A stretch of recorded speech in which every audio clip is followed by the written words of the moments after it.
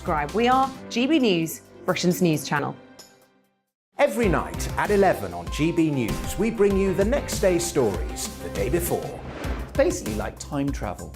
If it's a big story, we'll cover it, guaranteed. But we'll also have some fun along the way. Big opinions, big laughs. Sometimes big hair. This is Headliners, the paper review show that won't send you to sleep like the others will. 11 p.m, 7 nights a week. Join us.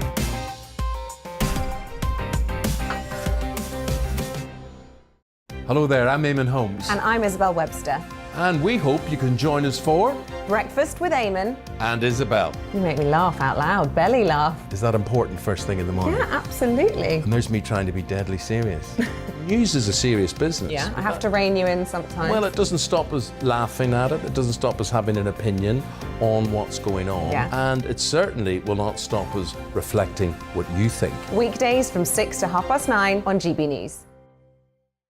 I'm Dan Wootton. Join me Monday to Thursday from 9 to 11 for the feistiest and most fun news debate on TV, where free speech reigns. I'll bring you a sharp take on the day's biggest stories, bombshell newsmaker interviews, and A-list guests. And I guarantee you, no spin, no bias, no censorship, and no reason to go to bed. That's Dan Wootton tonight, Monday to Thursdays from 9 on GB News.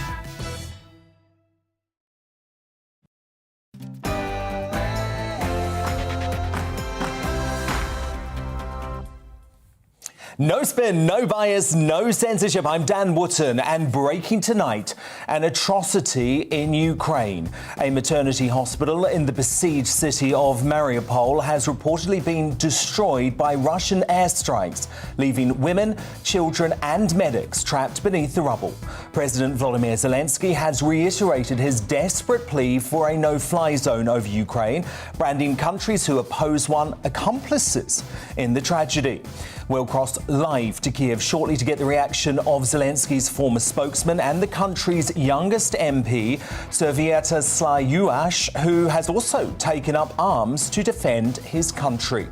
Then we'll head to Moscow to speak to a married couple courageously risking their lives to protest Putin's senseless war. Both of those fascinating interviews coming up in the next 10 minutes. As Boris receives global plaudits for his staunch and steadfast leadership on Ukraine, when will Labour, the SNP and the UN show similar conviction in the face of Russia's aggression? I'll explain why those who tried to oust the PM have been proved spectacularly wrong. That's in a special digest shortly. And I'll also get my superstar panel's take on the latest in Ukraine and beyond. Tonight, I'm joined by the Daily Mail star columnist Anne Platal, social media activist Adam Brooks and the Sunday Mirror's political editor Nigel Nelson. Is it time for Boris to show mercy as well as steel by opening the doors to the thousands of Ukrainian refugees? Well, top columnist Rod Liddle wants Britain to show more compassion to those fleeing the horrors of war. He's uncancelled at 10:40. As the legendary Russian composer Tchaikovsky is cancelled by the Cardiff Philharmonic 128 years after his death. Is the West in danger of allowing its anti-Kremlin sentiment to become indiscriminate Russophobia? Brendan O'Neill delivers a word of warning in The Outsider at 9:45. As President Biden's doddery press conferences put the United States' global reputation at risk, is Sleepy Joe really mentally capable of dealing with the Russia crisis? Well, US superstar journalist Megyn Kelly gives her expert stateside analysis at 9:30. Elsewhere on the show, was it fair to use the law to punish people for breaking draconian lockdown laws? Former Justice Secretary Sir Robert Buckland was at the heart of the pandemic policymaking, and he's next to give evidence in the lockdown inquiry. Is Nicola Sturgeon's apology to witches burnt at the stake 400 years ago ridiculous or a long time coming? Kent witch coven leader Charlotte Clark and witchcraft teacher Elisa Mary Gray both think her remorse is overdue, but broadcaster Christine Hamilton says a focus on this kind of woke nonsense spells toil and trouble for Scotland. They'll do battle in the clash at 9:40. Should Boris Johnson dismiss environmental concerns and bring back fracking immediately to make the UK energy independent? Frack, frack, frack, I say. Plus, would war have been avoided if there were women in charge of Ukraine and Russia, as a Facebook executive has claimed? My panel will debate those crucial topics and more in the Media Buzz from 10. Plus, we'll bring you a first look at how tomorrow's papers cover the Ukraine crisis throughout the 10 hour. And as ever, before the end of the show, a brand new Greatest Britain and Union Jackass will be crowned. This is Dan Wootton Tonight. Let's go.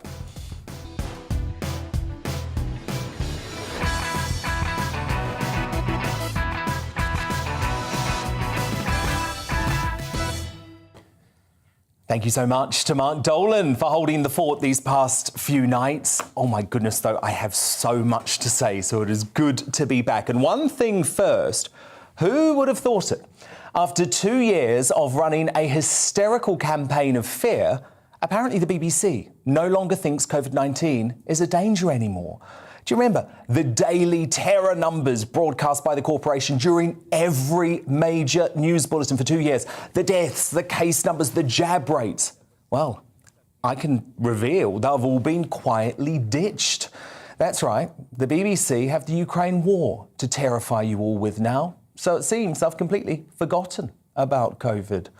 The BBC confirmed to me tonight the daily tallies have been axed. In a statement, they said BBC News continues to report significant developments in the COVID pandemic and publishes the daily statistics online.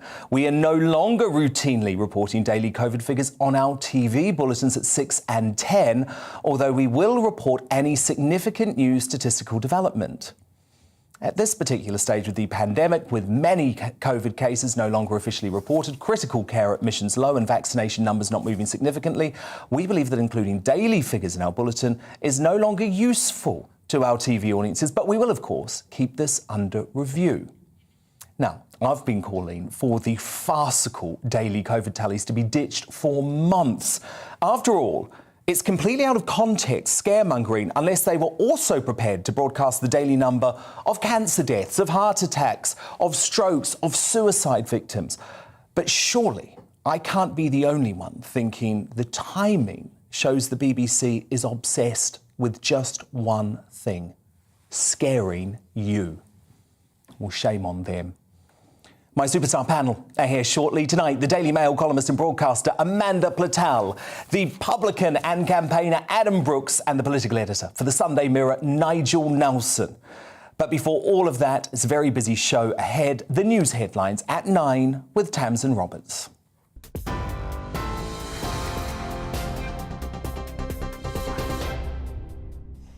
Dan, thank you. Good evening from the GB newsroom. The Prime Minister has called the reported bombing of a Ukrainian maternity hospital depraved. Ukraine's president says children are trapped under rubble after a Russian airstrike reportedly destroyed the hospital in the city of Mariupol. It's after the Kremlin agreed a ceasefire in the region to let civilians evacuate. Earlier, Ukraine's foreign minister accused Moscow of holding 400,000 residents hostage by shelling Mariupol, despite efforts to establish a safe evacuation corridor. The Foreign Secretary says the UK will supply Ukraine with anti-tank weapons and anti-air defence systems. Her comments come as the Ministry of Defence says Russia has confirmed the use of vacuum bombs in the conflict. Speaking at a press conference in Washington with US Secretary of State Antony Blinken, Liz Truss said a no-fly zone would lead to a direct confrontation between NATO and Russia. We know that if we don't do enough now, other aggressors around the world will be emboldened. And we know that if Putin is not stopped in Ukraine, there would be terrible implications for European and global security.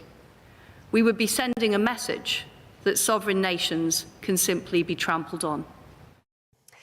Meanwhile, the US Secretary of State Antony Blinken has said that the goal is to end the war and not to expand it.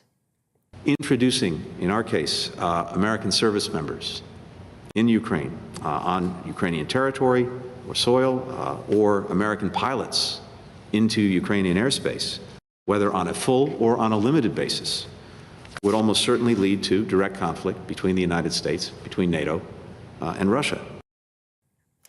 Boris Johnson says the number of Ukrainian refugees coming to the UK will rise sharply to hundreds of thousands in the coming weeks. Ukraine's ambassador to the UK says his officials will help to deal with refugees if the visa rules are lifted. But the Prime Minister says we must have checks to avoid unnecessary security risks. Meanwhile, Downing Street has announced a new visa processing centre in Lille in France, which will begin accepting appointments from tomorrow. This is GB News on TV, online and DAB+ radio. Back now to Dan Wootton Tonight.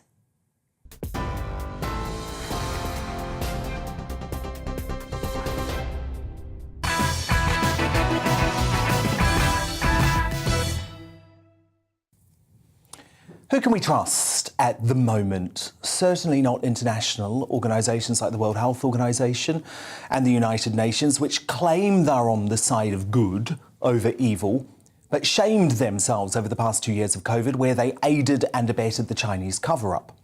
As journalism dies in Russia, because describing Putin's war on Ukraine as an invasion could see you locked up for 15 years, the UN is unfathomably following the communist country's playbook. So listen to this. The UN's Department of Global Communications has instructed all its staff not to refer to the war in Ukraine as a war or an invasion. An embarrassing internal email obtained by the Irish Times instructed UN staff this: some specific examples of language to use, not use at the moment. Use conflict or military offensive and not war or invasion when referring to the situation in Ukraine. I mean, come on. That order might as well have been authored by Putin himself, who is insisting Russia's media describe the all-out attack on innocent Ukrainian civilians as a limited military operation to wipe out the country's Nazis. Perhaps the UN stance is no surprise, given Russia is currently head of the Security Council. The Ukrainian Foreign Minister, Dmytro Kuleba, responded with rightful indignation. He wrote, "It's hard to believe that the UN could essentially impose the same kind of censorship that the Kremlin imposes inside Russia now by banning the use of the words war and invasion. UN reputation at stake." Well, I'm sorry, we can't trust the UN anymore, and we've actually known that for many years. It's depressing, yes, but it's a reality. We can't trust the European Union either to strangle the Russian economy thanks to its pathetic reliance on Putin for energy supplies, something Donald Trump warned Germany about and was roundly dismissed. We can't trust the seemingly senile US President Joe Biden, whose botched Afghanistan withdrawal most likely strengthened Putin's resolve for war, and whose administration gave dangerous mixed messages to Poland about the donation of fighter jets just over the past 24 hours. So what about closer to home? The leader of no opposition, Keir Starmer, is trying his best to look statesmanlike. But I will never forget that if he had had his way, Putin apologist Jeremy Corbyn would currently be leading the country. And then there's the downright dangerous SNP, which just this week repeated its pledge to scrap the UK's nuclear deterrent Trident. Yeah, that's right. Westminster's village idiot Ian Blackford reiterated the commitment by Sturgeon just as the West faces the threat of nuclear warfare by Putin. When asked if the SNP position on scrapping Trident had changed, Blackford replied, "Nope. Absolutely not at all, because there is a threat to the world from nuclear weapons. The idea that having nuclear weapons provides a deterrent that removes the threat is far-fetched, to say the least." I mean, it's unbelievable, isn't it? I'd love to see Sturgeon and Blackford try and convince Putin to get rid of Russia's nuclear capability. It's a deluded and dangerous position. The nightmare prospect of a Labour SNP coalition government would put our national security at threat. I have no doubt about that. Remember, Keir Starmer has clarified that he is still calling for the Prime Minister Boris Johnson to resign in the middle of the biggest international crisis since 9/11 because of that ridiculous media beat-up that's become known as Partygate. Meanwhile, Boris Johnson has provided staunch, steadfast and sensible leadership for the world over the course of this crisis, encouraging tougher sanctions to financially cripple the Russian regime, while dismissing the prospect of a no-fly zone over Ukraine to avoid escalating this invasion into World War III. That, in my view, is a sensible approach. He's also committed to looking at making the UK energy independent with fracking back on the agenda. Thank goodness. Also very sensible. So all those calling for the Prime Minister to resign got it spectacularly wrong. And I think they should admit their mistake. Now, breaking tonight, a children's hospital has been destroyed in the Ukrainian city of Mariupol, according to Volodymyr Zelensky. In a tweet, the Ukrainian president posted footage seemingly showing colossal damage to the hospital. He accused Russia of striking the building directly, despite the supposed ceasefire that was in effect. The news comes after Ukrainian officials today said that over 1,170 civilians had been killed in the country since the invasion began. So let's cross live now to the capital of Kiev, where I'm joined by Ukraine's youngest MP. He is a member of the Servant to the People Party and a former spokesperson for President Zelensky himself. Sviatoslav Yurash, it is great to have you. Tell me, are you safe there at the moment? I know that you are protected with guns and everything yourself. You're prepared to fight. The point is that in the first week of the war, we have pushed the Russian auxiliaries, the Russian incursions out of Kiev, and the battle raging right now outside of Kiev to keep our supply lines open to the west and to keep those cities which are on the way from the western border with the European Union to Kiev as possible supply routes to keep our ammunition and people ready for any kind of battle for our capital. And again, in the capital, we've been preparing those defenses and strengthening everything, so no matter what Russians send here, we have ways to destroy it all. Very strong language from your president over the past few hours, Sviatoslav. What do you make of his claim that Western countries are complicit now with Russia if they don't take stronger action? That is just the reality of it. Russia is destroying every single rule in the international rule book.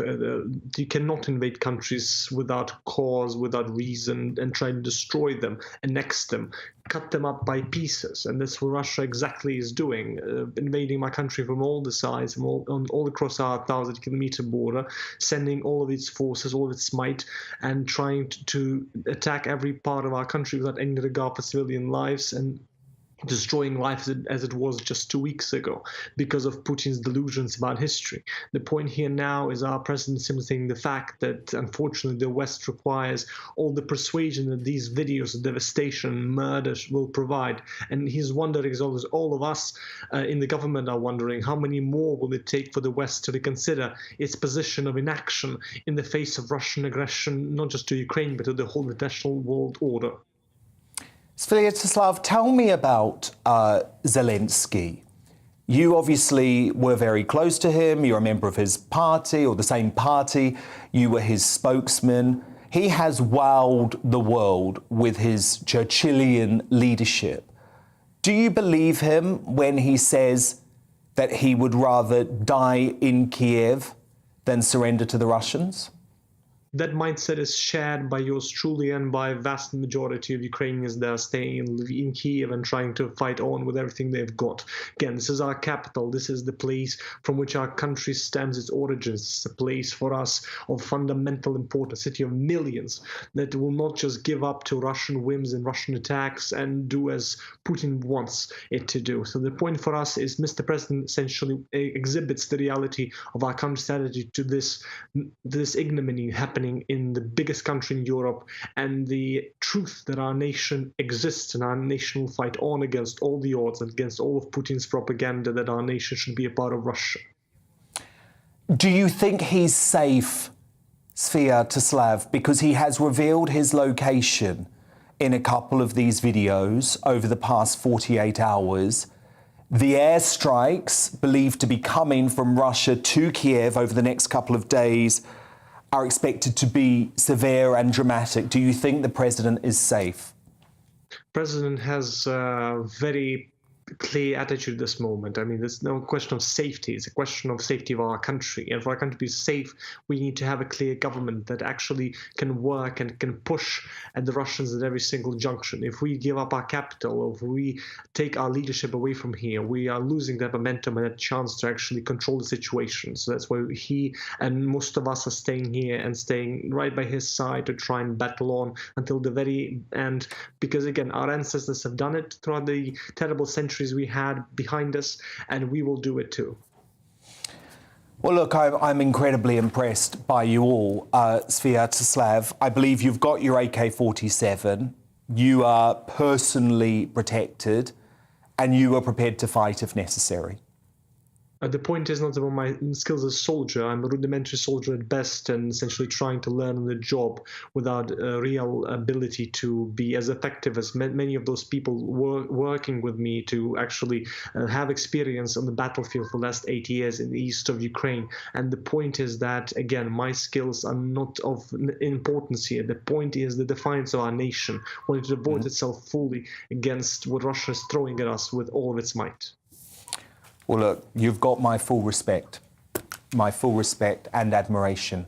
Do be careful. That was the Ukrainian MP and former spokesperson for President Zelensky, Sviatoslav Jurash. Now, while the world continues to put pressure on Putin's regime for his invasion of Ukraine, many brave Russians have taken to their streets to voice their anger at the war. Risking imprisonment now of up to 15 years and at times even their lives, I have continually been very keen to praise these incredible people, these incredible Russians, showing that not all citizens support Putin's needless war.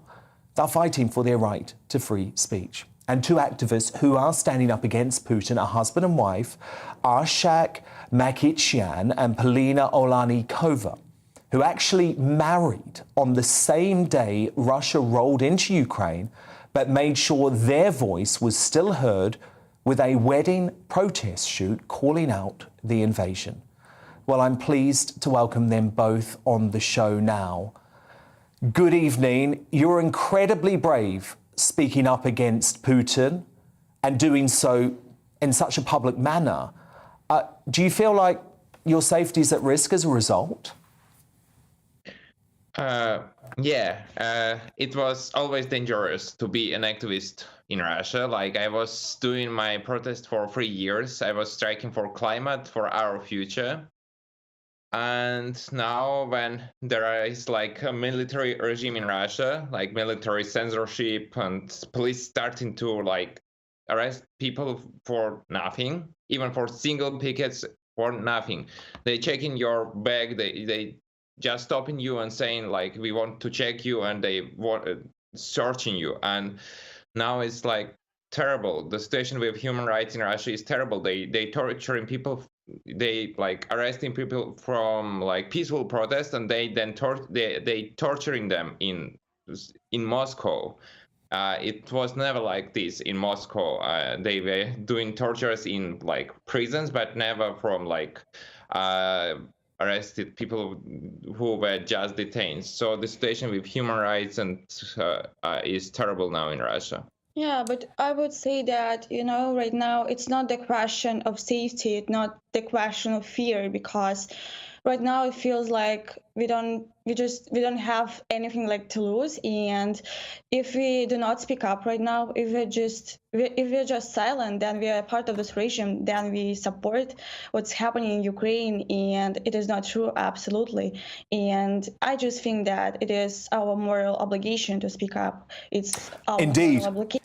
Activist. Indeed, and that's why I have so much respect for you doing it in the face of such potentially severe action from the police and from the authorities. Tell me, though, how are ordinary Russians feeling at the moment? Are they starting to notice how much life is changing with the closure of all of the Western shops, with McDonald's pulling out, with Netflix not being able to work? Is that affecting the Russian mood, or do most citizens remain supportive of Putin? Are they sucked in by his propaganda?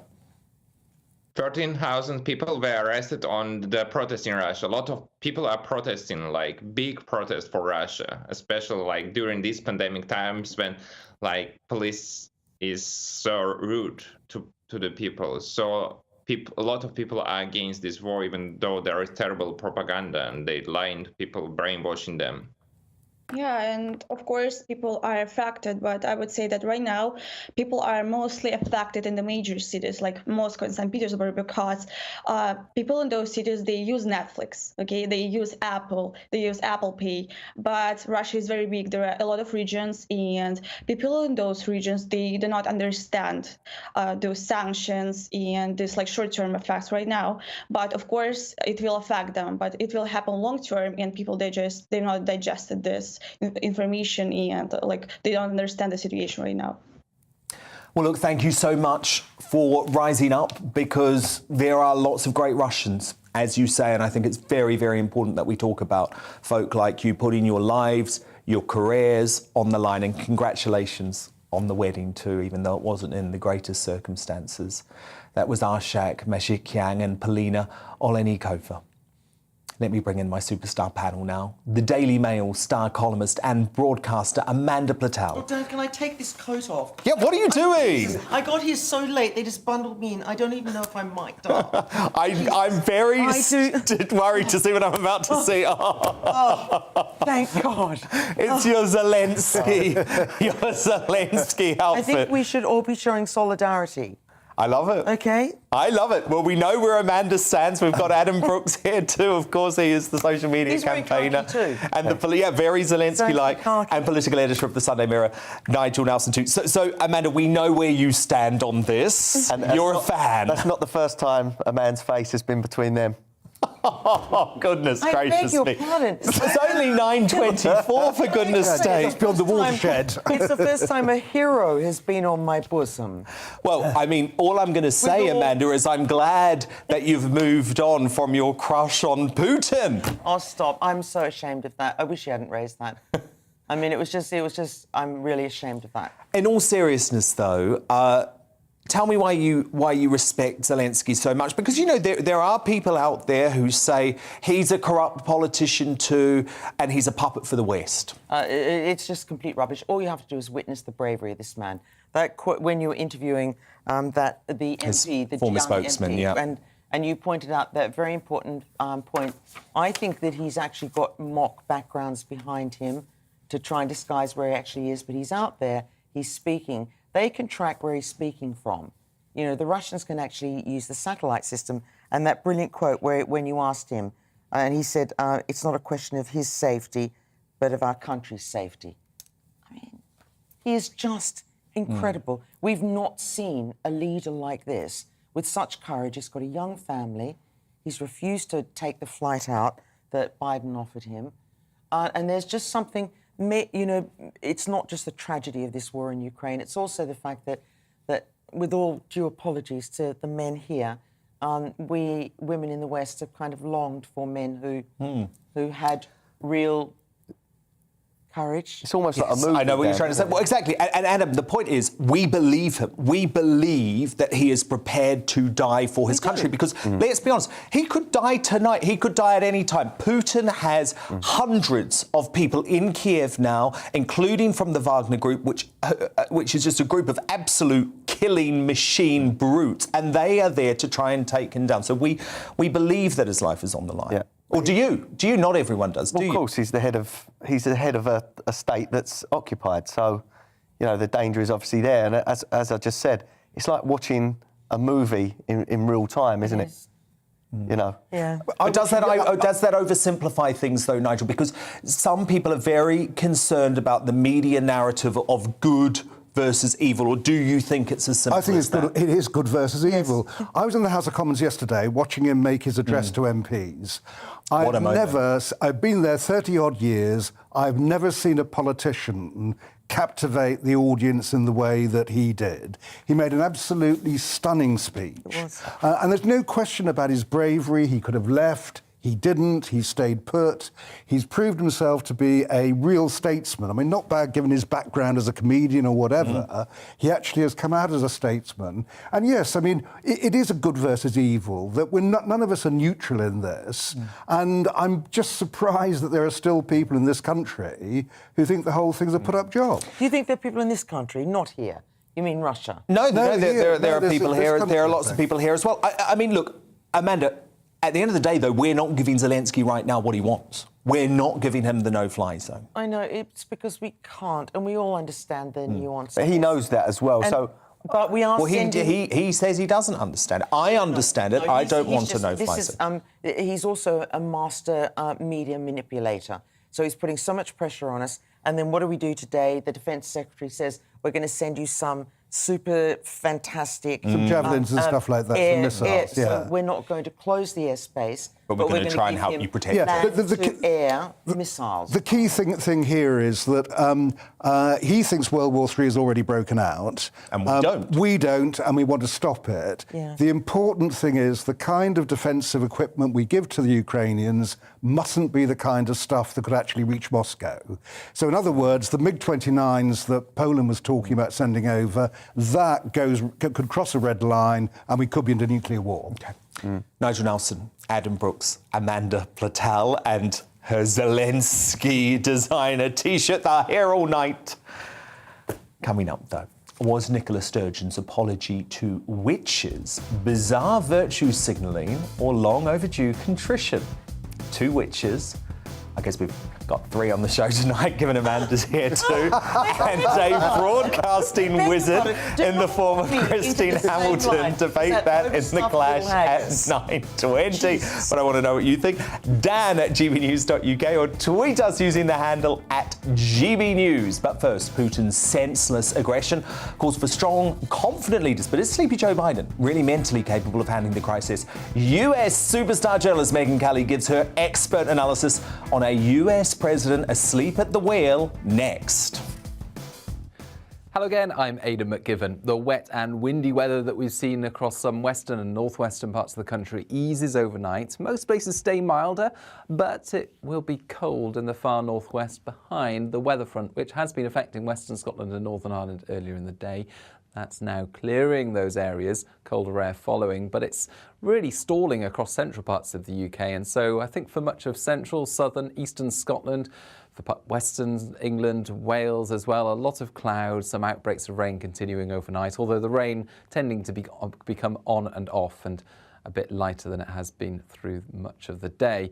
Mild ahead of that, temperatures holding up at 9 or 10 Celsius in parts of the southeast overnight, whilst Western Scotland, Northern Ireland will see those temperatures dipping into the low single figures, a touch of frost around first thing. But a bright start in Northern Ireland, Western Scotland. Also brightening skies through the morning for much of England and Wales. But for Scotland, we keep a lot of the cloud and some outbreaks of mostly light rain. 14 Celsius in London, 11 in Cardiff, 10 in Glasgow, 9 in Belfast. And then further showers move up from the south during Thursday evening. In fact, those showers become fairly widespread overnight. The breeze picks up as well, so that by the early hours of Friday, most places are cloudy, breezy and fairly showery. But of course, with the cloud and the breeze, it's going to stay frost-free in much of the country. We're looking at temperatures dipping no lower than 8 or 9 Celsius. First thing Friday, a few showers continuing, but the main feature to watch out for is some heavy rain pushing into the southwest and then moving through Wales, central southern England, the Midlands by lunchtime. That breaks up into the showers, and so that by Friday afternoon, really it's bright spells and showers for many places. A blustery day to come with gales around exposed western coasts. A little quieter on Saturday, but further wind and rain comes along later.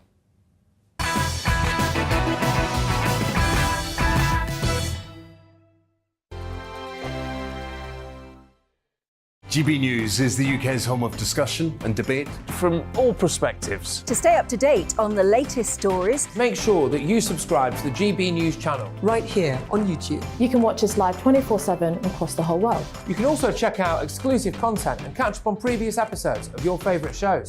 Every day, we ask the questions that you'd ask, so why not add your voice to the conversation in the comments section? Don't forget to subscribe. We are GB News, Britain's news channel.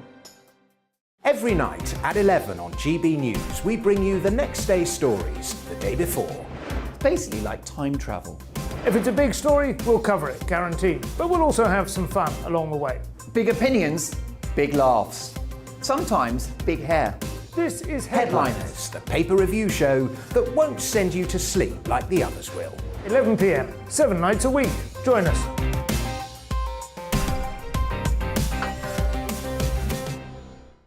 Hello there, I'm Eamon Holmes. And I'm Isabel Webster. And we hope you can join us for Breakfast with Eamon. And Isabel. You make me laugh out loud, belly laugh. Is that important first thing in the morning? Yeah, absolutely. And there's me trying to be deadly serious. News is a serious business. Yeah, I have to rein you in sometimes. Well, it doesn't stop us laughing at it. It doesn't stop us having an opinion on what's going on. Yeah. And it certainly will not stop us reflecting what you think. Weekdays from 6 to 9:30 on GB News. I'm Dan Wootton. Join me Monday to Thursday from 9 to 11 for the feistiest and most fun news debate on TV, where free speech reigns. I'll bring you a sharp take on the day's biggest stories, bombshell newsmaker interviews, and A-list guests. And I guarantee you, no spin, no bias, no censorship, and no reason to go to bed. That's Dan Wootton tonight, Monday to Thursdays from 9 on GB News.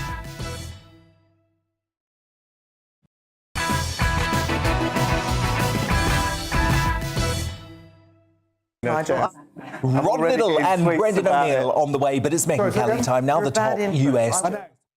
The Megyn Kelly Show podcast is with me, and breaking tonight, chaos has erupted in NATO's attempt to present a united front against Vladimir Putin after President Biden suddenly dismissed a Polish plan to supply desperately needed warplanes to Ukraine. So does this show that the US is losing control of the crisis? Well, it's hard not to conclude that the American commander-in-chief's grip on reality is slipping. This was President Biden yesterday while speaking in support of veterans. 3 congressmen you have here, 2 of them look like they really could and did play ball, and the other one looks like he could bomb you. At a time of war, could there have been a worse choice of words? Then at the end of the speech, Sleepy Joe looked, well, literally lost.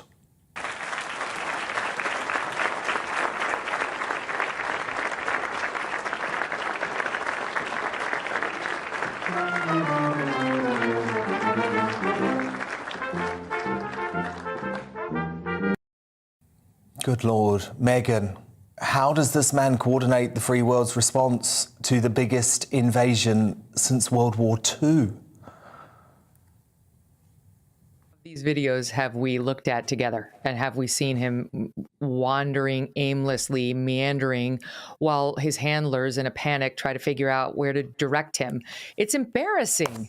I mean, I recognize that we all get more frail when we're old, but that's one of the reasons most of us don't try to become the leader of the free world and get our finger on the nuclear button, especially, and we see why now, right? Especially in times like this, when the nuclear button may become potentially relevant. There's no strong confidence in Joe Biden over here. His poll numbers went up slightly this week, as they always tend to for an American president when we find ourselves possibly engaged in a battle or facing down potential evil. But they're going to fall again, because while Joe Biden has rallied sort of the left and the media into thinking he's in command here and he knows what he's doing, the pain is about to hit. The pain's about to hit Americans, and it's going to hit, to be honest, our friends in Russia. Forget Putin. I'm talking about Russian citizens about whom we care and with whom we have no beef. I mean, I've spent a fair amount of time over there the past couple of years. The Russian people, they have nothing against the West. They like Putin because he's been their strong man, and he stood up for Mother Russia, and he sort of fought for the country, which was meandering and kind of looked like Biden for a while there, aimlessly wandering without much direction. And then in came Putin to save it. Putin is a strategic guy. Putin wants to protect Russia. He does absolutely want to expand into part of Ukraine. Somebody asked me if he's evil. His behavior certainly is. I can't psychoanalyze the man, but I think his behavior is all driving toward a strategic aim that he thinks is going to be good for Mother Russia. But my point is that our beef is not really with the Russians, and they're about to be subjected to a world of hurt over there. And so are you guys, and so is Germany, so is Europe, and so are we, thanks to what is now the worst global energy crisis we've seen in 50 years, which he should have saw coming, and in particular, Angela Merkel should have saw coming. Yeah. Germany, which was leading Europe to become dependent on Russia, too many countries within Europe, should have seen it coming. And none of us will get any apologies, as the regular working class citizens soon have to pay the equivalent of $6 or $7 a gallon of gas. And not that we're going to hear this in the mainstream media, of course, but Donald Trump did warn of this, and he warned Germany of it.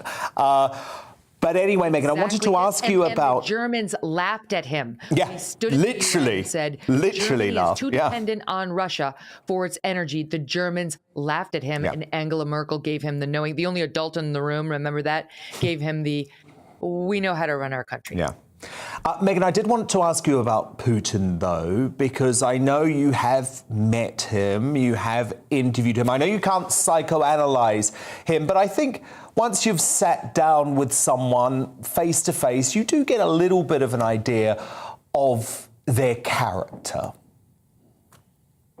Well, I mean, I interviewed him 3 times in the past few years. And look, Putin, he's in control of what you think of him, or so he believes.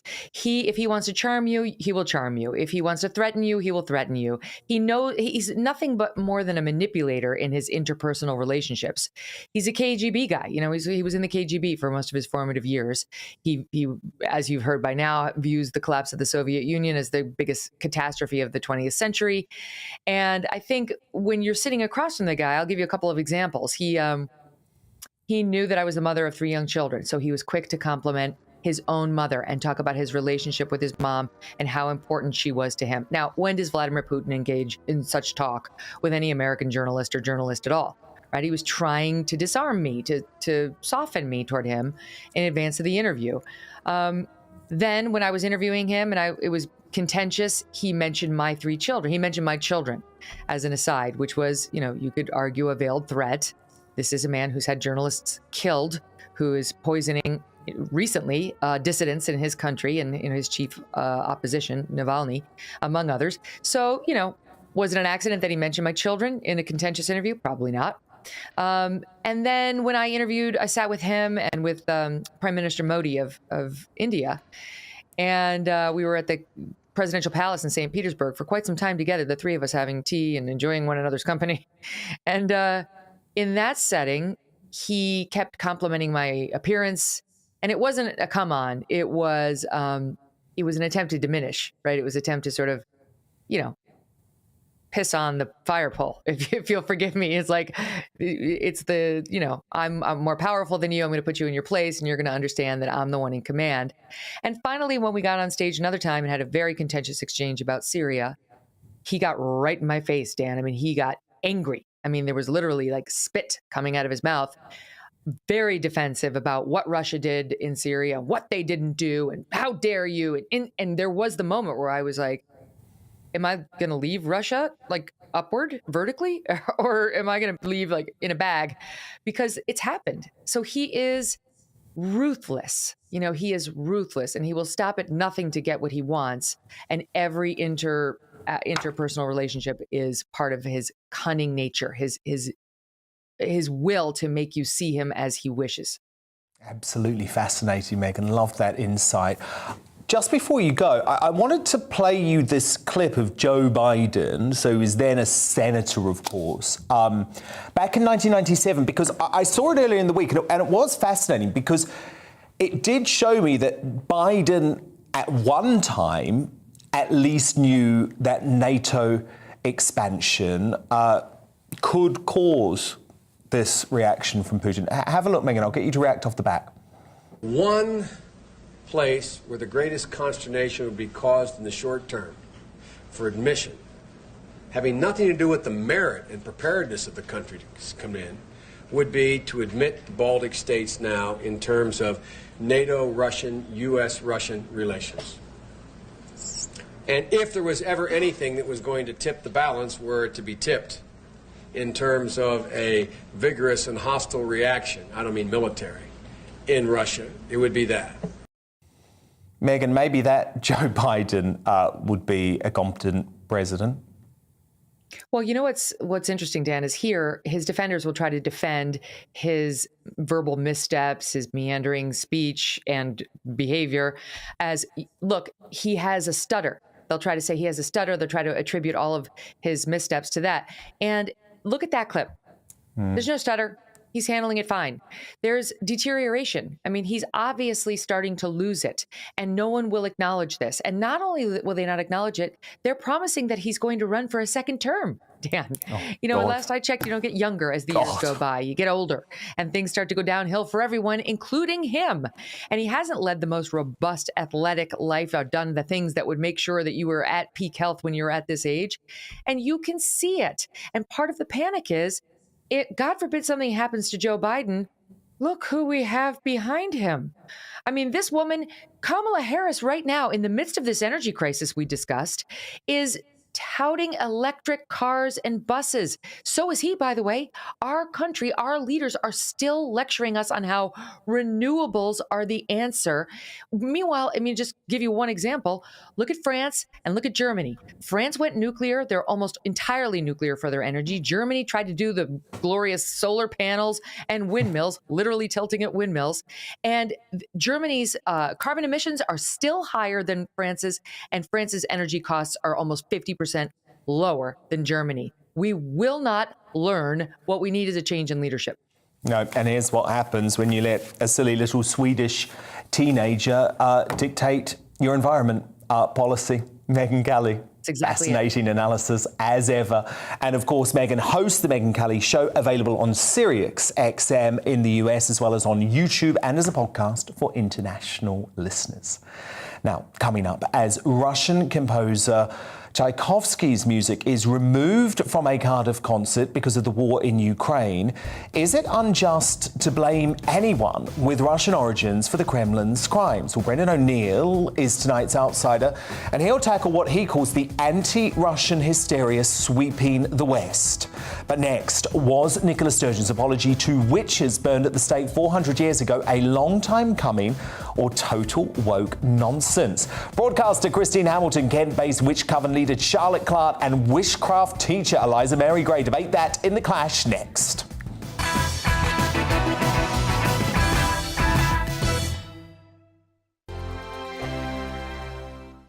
GB News is the UK's home of discussion and debate from all perspectives. To stay up to date on the latest stories, make sure that you subscribe to the GB News channel right here on YouTube. You can watch us live 24/7 across the whole world. You can also check out exclusive content and catch up on previous episodes of your favourite shows. Every day, we ask the questions that you'd ask, so why not add your voice to the conversation in the comments section? Don't forget to subscribe. We are GB News, Britain's news channel. Every night at 11 on GB News, we bring you the next day's stories the day before. It's basically like time travel. If it's a big story, we'll cover it, guaranteed. But we'll also have some fun along the way. Big opinions, big laughs. Sometimes big hair. This is Headliners, the paper review show that won't send you to sleep like the others will. 11 p.m, 7 nights a week. Join us.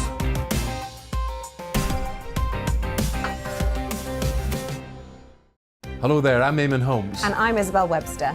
And we hope you can join us for Breakfast with Eamon and Isabel. You make me laugh out loud, belly laugh. Is that important first thing in the morning? Yeah, absolutely. And there's me trying to be deadly serious. News is a serious business. Yeah, I have to rein you in sometimes. Well, it doesn't stop us laughing at it. It doesn't stop us having an opinion on what's going on. Yeah. And it certainly will not stop us reflecting what you think. Weekdays from 6 to 9:30 on GB News. I'm Dan Wootton. Join me Monday to Thursday from 9 to 11 for the feistiest and most fun news debate on TV, where free speech reigns. I'll bring you a sharp take on the day's biggest stories, bombshell newsmaker interviews, and A-list guests. And I guarantee you, no spin, no bias, no censorship, and no reason to go to bed. That's Dan Wootton tonight, Monday to Thursdays from 9 on GB News.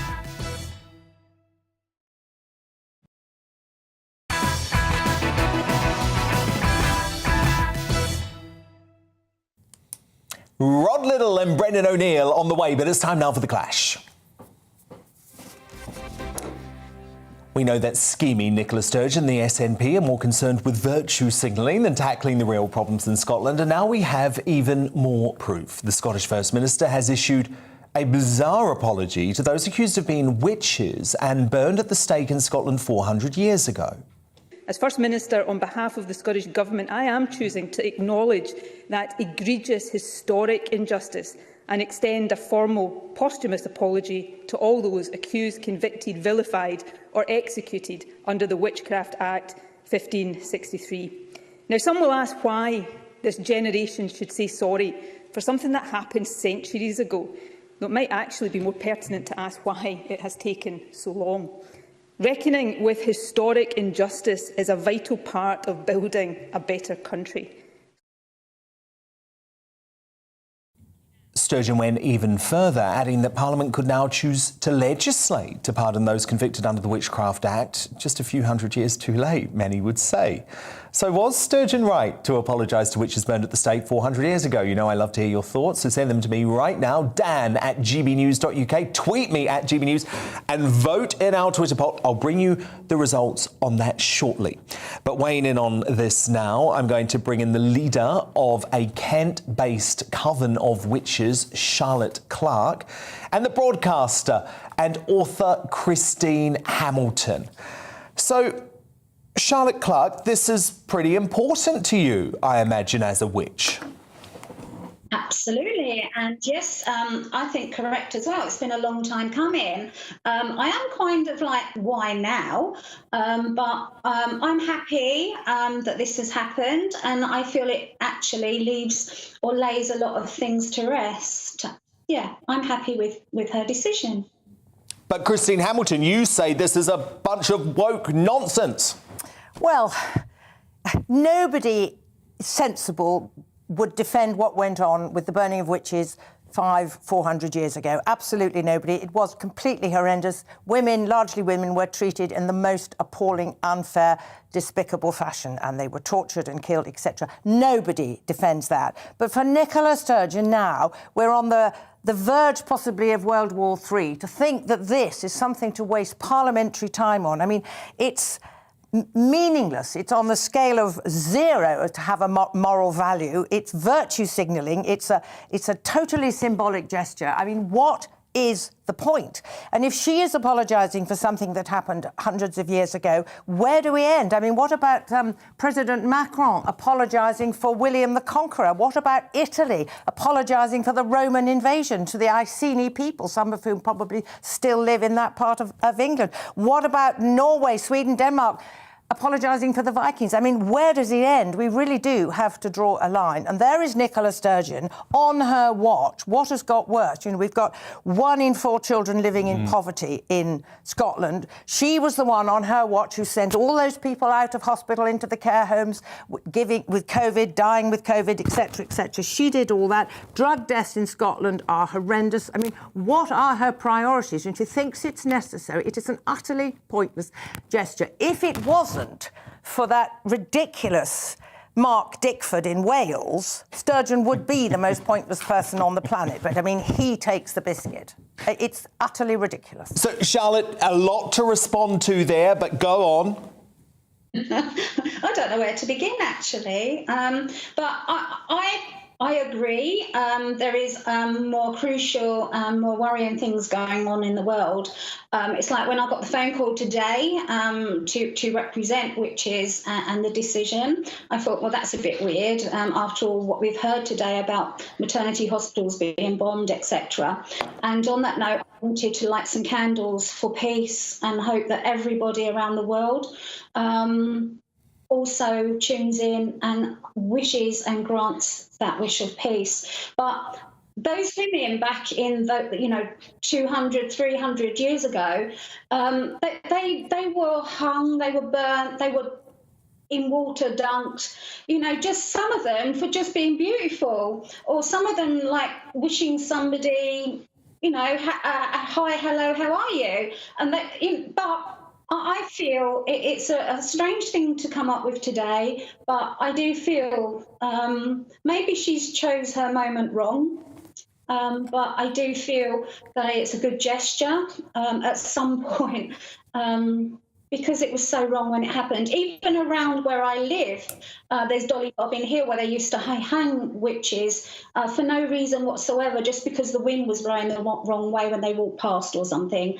But I totally understand what she's saying, and I agree with what she's saying at this moment. But yes, there are things. Well, thank you both. That was the leader of a Kent-based coven of witches, Charlotte Clark, and broadcaster Christine Hamilton. So who do you agree with? Well, Captain Mainwaring on Twitter says her constituency has turned into a sewer, and this is all deflection from the appalling job her government is doing across Scotland, referring to Sturgeon, of course. Steve Mustoe, via email, says, who exactly was she apologising to, seeing as they've been dead for 400 years? And from Gordon Ross on Twitter, it's the kind of mindless posturing we see far too often. A sure sign that the SNP are floundering on the NHS, education, transport, justice and any subject you care to name. Anything but the day job. And your verdict is now in. Just 9% of you agree that Nicola Sturgeon was right to apologise to witches, while 91% of you are with Christine Hamilton and say it was an unnecessary act. Coming up, should Boris ignore environmental concerns and start fracking immediately to ease our energy crisis and wean the UK off nefarious energy sources like Russia? My superstar panel return to debate that in the Media Buzz. Plus, we'll have a first look at tomorrow's newspaper front pages. But first, as the legendary Russian composer Tchaikovsky is cancelled by the Cardiff Philharmonic 120 years after his death, is the West in danger of allowing anti-Kremlin sentiment to become indiscriminate Russophobia? Spiked Online's Brendan O'Neill tackles anti-Russian hysteria in The Outsider straight after the break.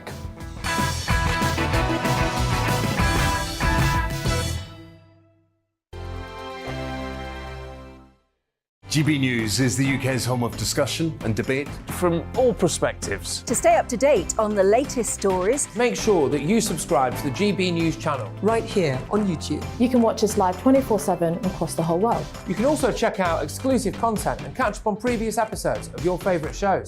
Every day, we ask the questions that you'd ask, so why not add your voice to the conversation in the comments section? Don't forget to subscribe. We are GB News, Britain's news channel. Every night at 11 on GB News, we bring you the next day's stories the day before. It's basically like time travel. If it's a big story, we'll cover it, guaranteed. But we'll also have some fun along the way. Big opinions, big laughs. Sometimes big hair. This is Headliners, the paper review show that won't send you to sleep like the others will. 11 p.m, 7 nights a week. Join us.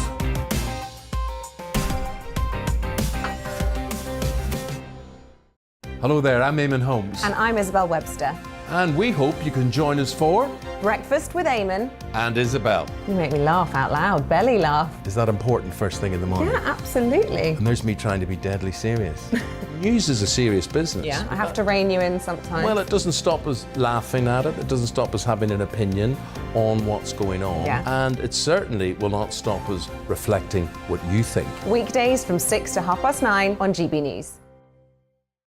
I'm Dan Wootton. Join me Monday to Thursday from 9 to 11 for the feistiest and most fun news debate on TV, where free speech reigns. I'll bring you a sharp take on the day's biggest stories, bombshell newsmaker interviews, and A-list guests.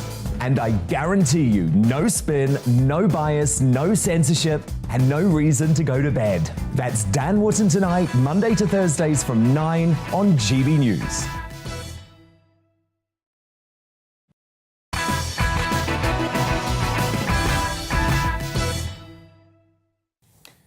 The former Justice Secretary, Sir Robert Buckland, and Rod Liddle to come, but Brendan O'Neill is tonight's outsider. And breaking tonight, the UN Human Rights Office has said that more than 500 civilians have lost their lives since Russia's invasion of Ukraine began 2 weeks ago. The UN said that most casualties were caused by shelling and airstrikes. So with such indiscriminate killing of innocent civilians, the growing anti-Putin sentiment in the West, some would say, is justified. But are we in danger of going too far in retaliation against innocent Russians? Today it was reported that the Cardiff Philharmonic Orchestra have decided that Tchaikovsky who it's safe to say has no links to Putin, given he died in 1893, should be removed from its upcoming concert in light, they say, of the recent Russian invasion. Last week, Milan's largest university suspended a course on the famed Russian novelist Fyodor Dostoevsky. And the UK tour of the Russian State Ballet of Siberia has also been axed in response to the events in Ukraine. Now, Brendan O'Neill, surely it is unjust to blame anyone with Russian origins for the Kremlin's atrocities and is turning into out-and-out Russophobia. I think that's right. And I think the problem is, you asked there, is anti-Putin sentiment justified, but anti-Russian sentiment is not justified? I think that's absolutely right. Putin's war is horrific, despicable, an awful war of aggression, and people are right to oppose the Putin regime. But when that crosses the line into being a war against Russian culture, a war against Russian people, even against Russian dogs and cats, the International Cat Federation has banned Russian cats, Crufts is banning Russian dogs. We're going too far. This is becoming an unhinged cancel culture against all things Russian, and that's not fair to Russian people. No, indeed, Brendan. And we're now cancelling folk who aren't prepared to publicly condemn Putin as well. Do you think that's going too far? I do think that's going too far. And Russian people can't win at the moment because, on the one hand, the Munich Philharmonic Orchestra ditched one of its conductors, the greatest conductor in the world, by all accounts, because he was too cozy with Putin and he refused to publicly denounce Putin. But then there was a filmmaker a Russian filmmaker, whose film was supposed to be shown at the Glasgow Film Festival. That was ditched as well, even though he has condemned the war in Ukraine. So it looks like if you're Russian, that's the problem. And I'm sorry, but that is crossing the line into something deeply prejudiced and deeply worrying. You mentioned the cases of Cardiff Philharmonic getting rid of the Tchaikovsky concert, the University of Milan potentially getting rid of Dostoevsky's books, although it backtracked on that. This is some of the greatest culture ever made. Russia is not some ridiculous backwater. It has contributed some of the most important art and ideas to human civilization. And to destroy those arts and ideas simply because of what the wicked Putin regime is doing, that is backward. And it also plays into Putin's hands because it allows him to say, I told you so, the West is really anti-Russian, and we shouldn't play into his hands like that. And Putin, we must remember, not democratically elected. Brendan O'Neill, thank you so much. Thank you.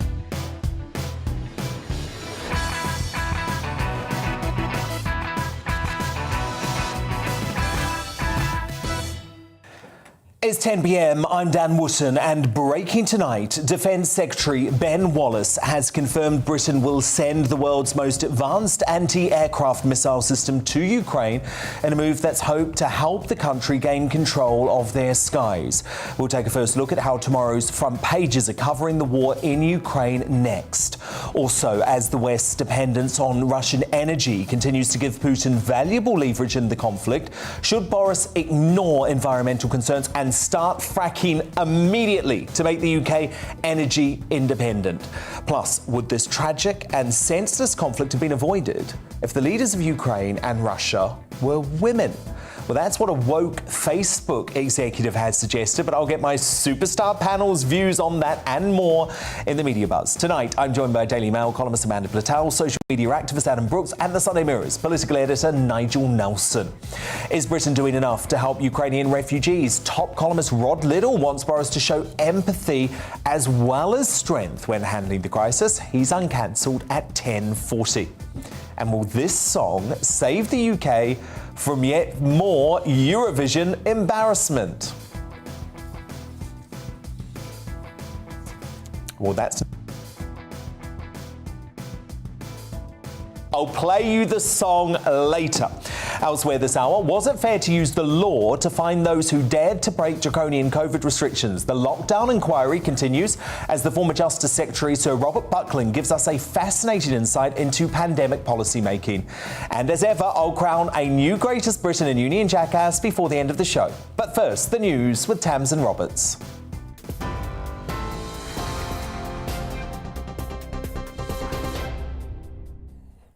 Dan, thank you. Good evening from the GB newsroom. The Prime Minister has called the reported bombing of a Ukraine maternity hospital depraved. Ukraine's president says children are trapped under rubble after a Russian airstrike reportedly destroyed the hospital in the city of Mariupol. It's after the Kremlin agreed a ceasefire in the region to let civilians evacuate. Earlier, Ukraine's foreign minister accused Moscow of holding 400,000 residents hostage by shelling Mariupol despite efforts to establish a safe evacuation corridor. Well, speaking to GB News, Inna Sovsan, the deputy leader of the Voice Party in Ukraine, has called the attack inhumane. This is happening every day, and we never know where it's going to hit next. And every day we wake up and we learned about the next missile strike with the people dead, including children. Like, not a single night has passed that we didn't learn about the death of children here in Ukraine, and that's just terrifying. This morning, 2 babies under the age of 1 were killed in another missile strike. That's just terrifying. The Foreign Secretary says the UK will supply Ukraine with anti-tank weapons and anti-air defence systems. Her comments come as the Ministry of Defence says Russia has confirmed the use of vacuum bombs in the conflict. Speaking at a press conference in Washington with US Secretary of State Antony Blinken, Liz Truss said a no-fly zone would lead to a direct confrontation between NATO and Russia. We know that if we don't do enough now, other aggressors around the world will be emboldened. And we know that if Putin is not stopped in Ukraine, there would be terrible implications for European and global security. We would be sending a message that sovereign nations can simply be trampled on. Meanwhile, Pentagon Press Secretary John Kirby says the US would reject any plan for NATO nations to provide fighter jets to Ukraine, calling the move high risk. Russia is a nuclear power. There's no question about that. And nobody stands to gain if this conflict, which is already so deadly, gets even more deadly because of the potential for a broader, deeper, wider, and non-conventional conflict. So we're certainly mindful of that threat. Boris Johnson says the number of Ukrainian refugees coming to the UK will rise sharply to hundreds of thousands in the coming weeks. Ukraine's ambassador to the UK says his officials will help to deal with refugees if the visa rules are lifted. But the Prime Minister says we must have checks to avoid unnecessary security risks. Meanwhile, Downing Street has announced a new visa processing centre in Lille in France, which will begin accepting appointments from tomorrow. TV, online and DAB Plus radio, this is GB News. Now it's back to Dan Wootton tonight.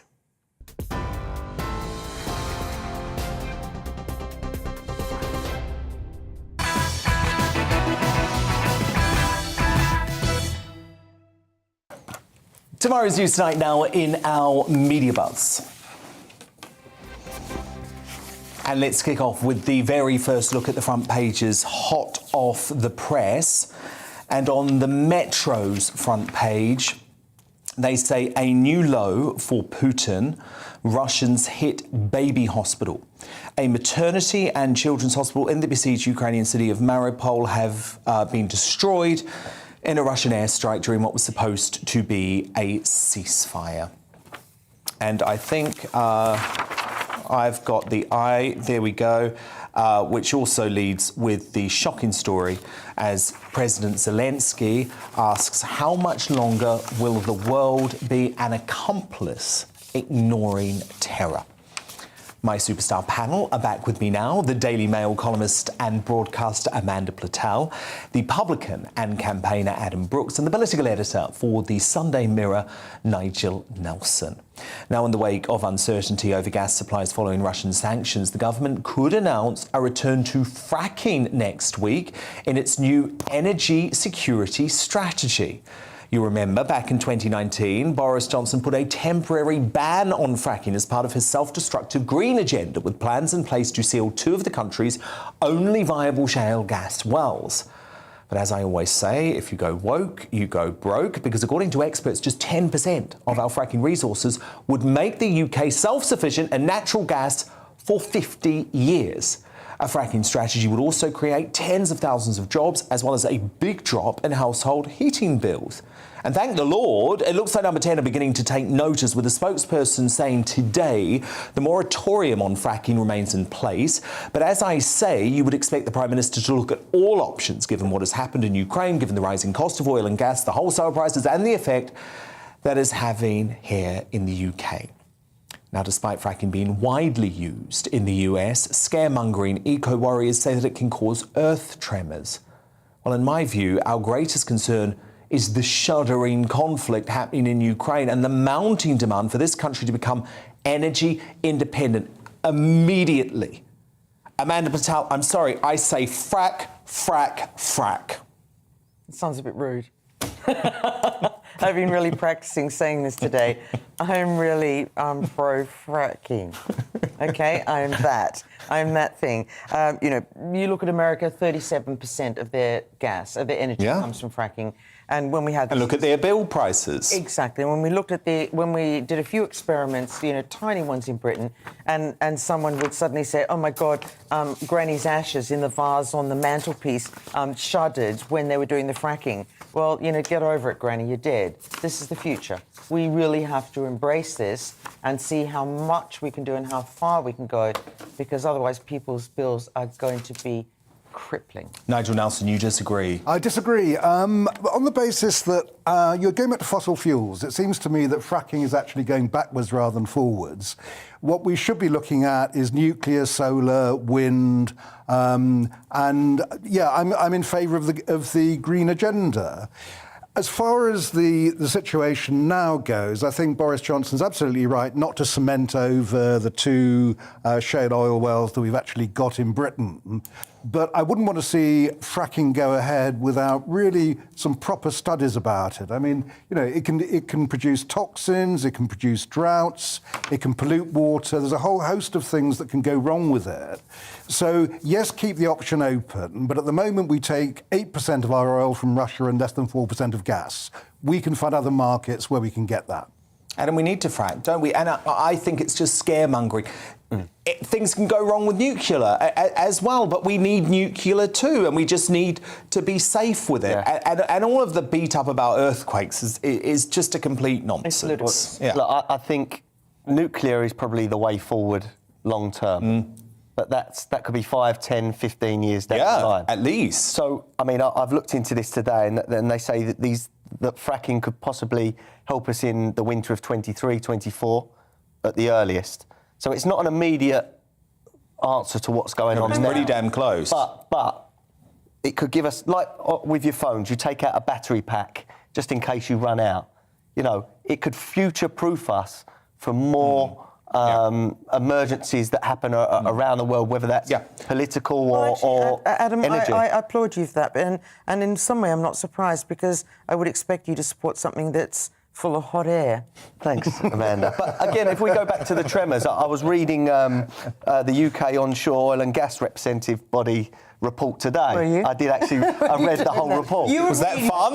He was reading it in the green room. He was not reading it. The two tremors apparently lasted less than 3 seconds. They did. Yeah. Okay. And also the rate of movement. I did not say a bit like your sex life. Oh, I'm going to tell my wife, Amanda. I'm going to tell my wife. But the rate of movement in the Earth apparently was actually half of the British standard.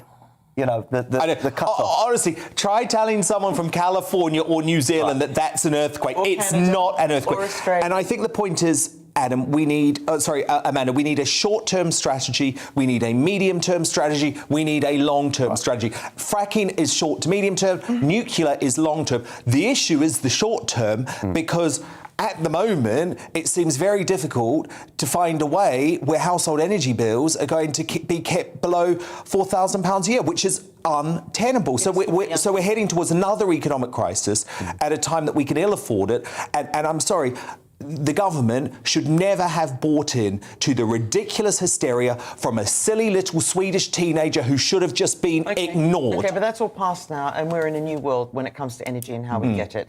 And yeah, but this is why people like me were saying don't listen to Thunberg. I know, but it's... but and why Trump was saying it too. You were right in the past, but it just feels like we've got a new horizon now, and we need emergency measures to energy provide emergency. our own energy, and I think we should all get fracking.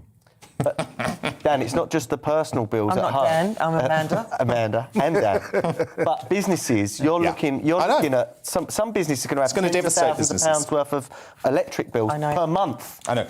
And the problem is, we can't afford it at the moment because of the ludicrous spending over the course of the COVID-19 pandemic, which has left this country very vulnerable. And it makes me so angry because, without wanting to harp on about it, given we're coming to Robert Buckland and the lockdown inquiry after the break, this is why, and I know you agree, Adam, why we should never have locked down in such a draconian way, why we should never have closed businesses like yours for months on end for a virus with a 99% plus survival rate, because now, here we are facing a genuine economic emergency and we don't have the reserve funds that we need as a country. It's a perfect storm. And many people in my industry are, they're pulling their hair out now because they've just got over one emergency and now they've got another. And I think the government's going to have to step in and help some of these people. No, they should. Absolutely. We've all got to pay... Well, it's going to have to, isn't it, Nigel? But that isn't a good thing. This constant government intervention. No, we can't afford it as a country. But you're absolutely right. We've had one emergency after the other. Ukraine now, then we had... Before that, we had COVID. As far as Ukraine goes, we must all pay for our principles. But that also means government must pay for it, business must pay for it, just like the rest of us. You tell that to someone that can't feed their kids or pay their rent, and this is why a lot of people, I get attacked on Twitter for a multitude of things, but I'm trying to highlight this isn't about me moaning about my electric bill for my pubs. They're high, they're a problem. But if I go out of business, people lose their jobs. Yeah. And if people can't afford to pay their family, we've got a disaster. I know, but Nigel, I presume your solution would be for the government to throw more money at this, just like they threw money at it with the furlough scheme over the COVID pandemic. Well, I mean, certainly save people some money. There's a cost of living crisis coming anyway. You've just mentioned that home energy bills could go up to £4,000. That's 2,000 more than when we started. I know. When it had already gone up by a grand. It's terrible. So on the basis of that, I think the government must actually take a hit. Business must take a hit as well. That means on wages.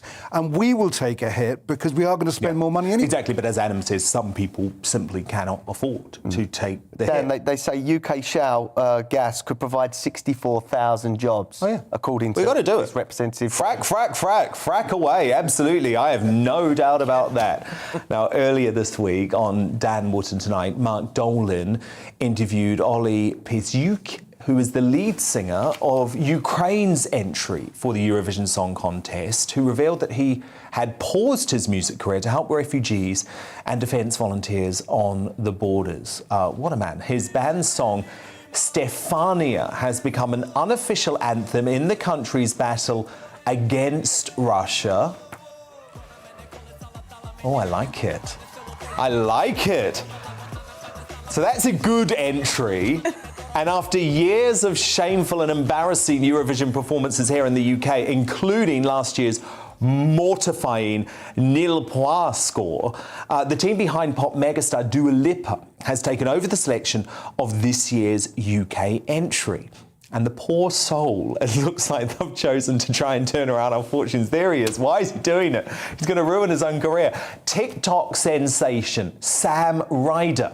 Now, Ryder has already impressed his 12 million followers on TikTok with covers of Adele, Alicia Keys and Justin Bieber. And the Essex-born singer, Adam, you'll approve of that, is set to perform his new single, Spaceman, during May's competition.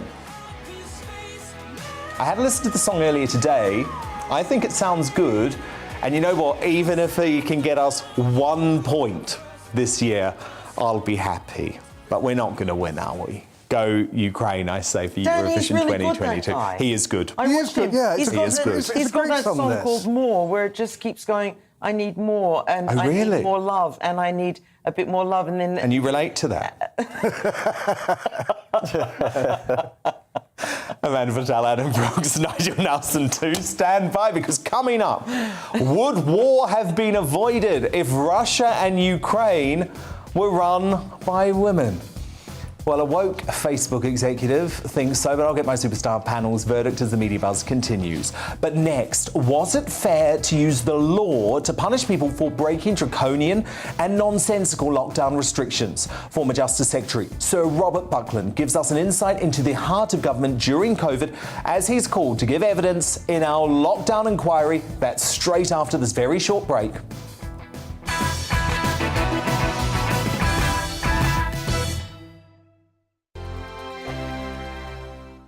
GB News is the UK's home of discussion and debate. From all perspectives. To stay up to date on the latest stories, make sure that you subscribe to the GB News channel. Right here on YouTube. You can watch us live 24/7 across the whole world. You can also check out exclusive content and catch up on previous episodes of your favourite shows. Every day, we ask the questions that you'd ask, so why not add your voice to the conversation in the comments section? Don't forget to subscribe. We are GB News, Britain's news channel. Every night at 11 on GB News, we bring you the next day's stories the day before. It's basically like time travel. If it's a big story, we'll cover it, guaranteed. But we'll also have some fun along the way. Big opinions, big laughs. Sometimes big hair. This is Headliners, the paper review show that won't send you to sleep like the others will. 11 p.m, 7 nights a week. Join us.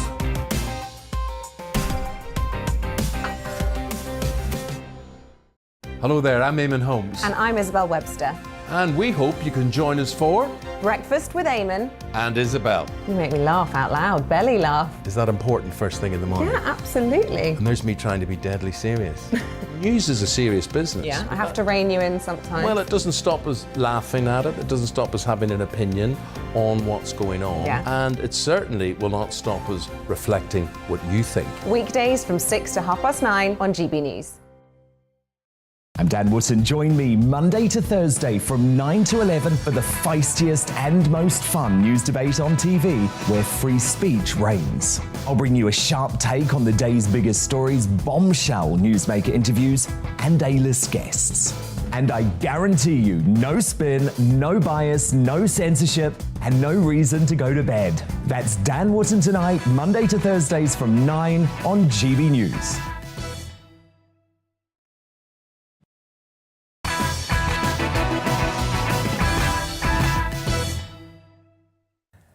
Former Justice Secretary and Lord Chancellor Sir Robert Buckland is next to give evidence in the lockdown inquiry. Now, lockdown restrictions saw some of the most egregious assaults on our civil liberties, with ordinary citizens treated like criminals for simply enjoying some fresh air.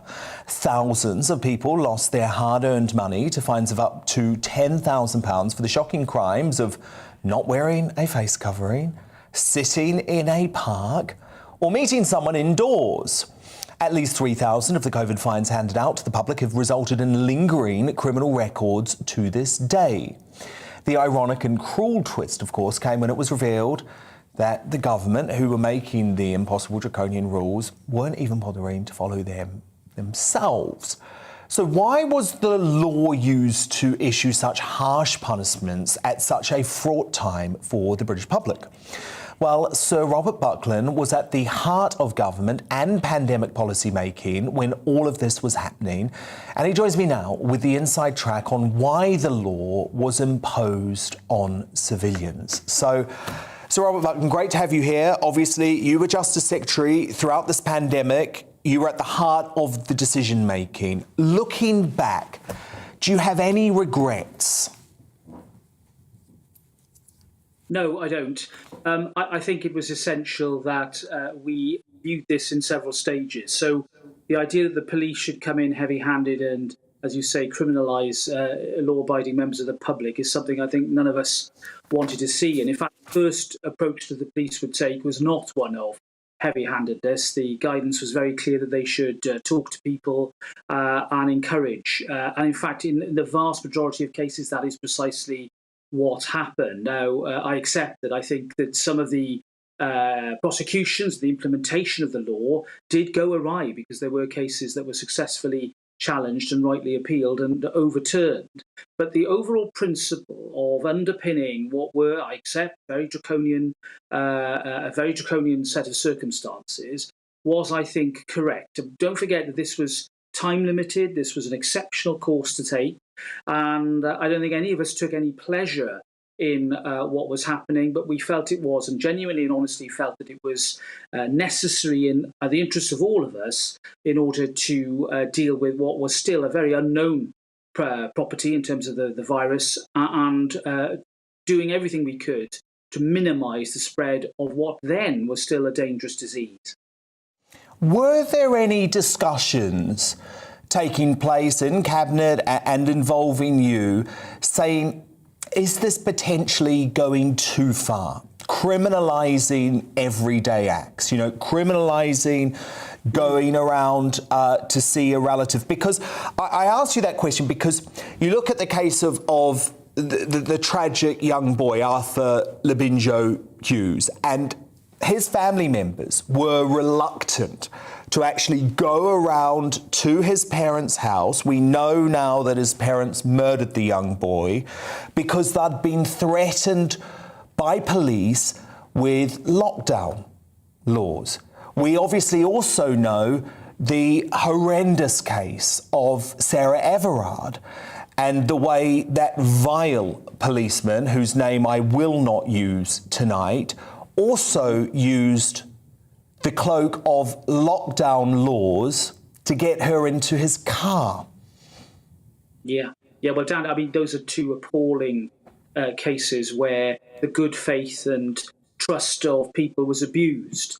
And I can't think of a more appalling set of circumstances in either case. But I think it's right to say that overall, we were anxious to try and strike a balance here between the need for this virus to be addressed and its spread to be as controlled as possible, and also that intrusion upon our civil liberties that I accept happened, but which was for a limited time period only. I think, looking back, I think it was in all our minds that this was a temporary set of measures that we would seek to overturn at the earliest possible opportunity when it was judged appropriate to do so. And of course, that is what happened. And I think, looking back, what I would say is that I think if we end up in a position like this again, we probably need a more robust legal framework overall in order to deal with emergencies like a pandemic. The Public Health Act was nearly 40 years old. We had other laws that just didn't work for this type of scenario. And I think, the lesson to be learned here for governments in the future is to prepare a framework here, legal framework that can be debated carefully and properly with all the considerations that you and I care about in mind, so that we don't end up having to rush things through in a way that causes unforeseen circumstances. I know you're very passionate about the issue of domestic abuse, which unquestionably increased as a result of the pandemic. Is that one, sorry, I would say as a result of the lockdown. I'm going to be very clear with my language there, because it was the lockdown itself actually that caused, I believe, the increase in domestic violence. What lessons have you learned from that specifically? Well, I think the sad truth is that domestic abuse was with us long before the lockdown. I think the lockdown no doubt exacerbated it because a victim of domestic abuse had nowhere to go. The fact that people were locked down meant that there was no source of help or comfort or shelter or sanctuary from the abuser.